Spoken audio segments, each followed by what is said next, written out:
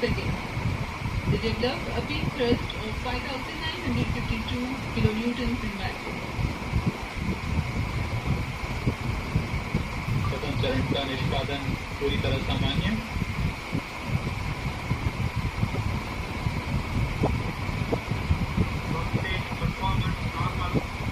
इसका प्रज्वलन काल करीब 130 सेकंड का होगा।